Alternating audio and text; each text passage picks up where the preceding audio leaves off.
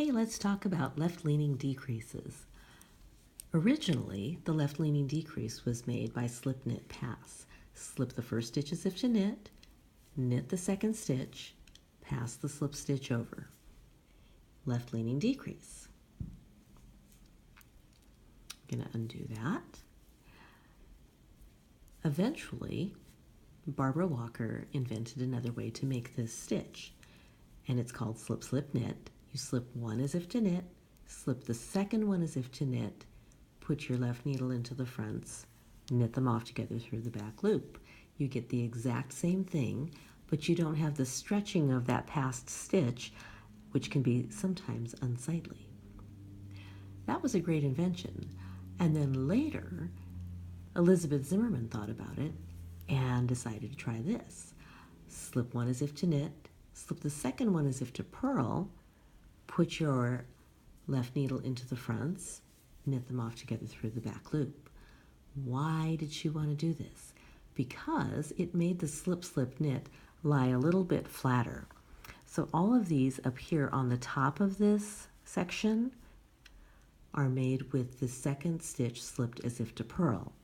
Down here at the bottom, I made them conventionally with the slipped stitch, the second one, as if to knit. So you see that it's a little bit crooked down here and really, really straight here on top. Somehow it tucks under just a little bit neater and it mirrors your right-leaning knit two together just a little bit better. So that became my go-to slip slip knit until I was working on a lace pattern which didn't have a knit stitch right after the slip slip knit. It had yarn overs on either side.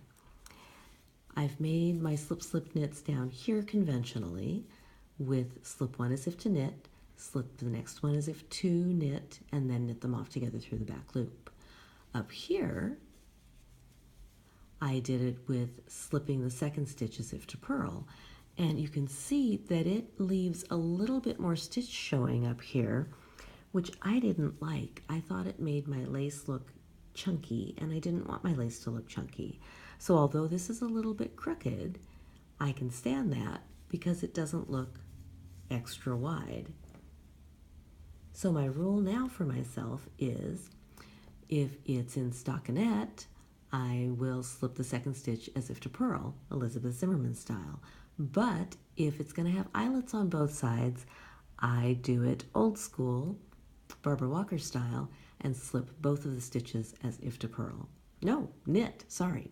Both stitches as if to knit. That's my story.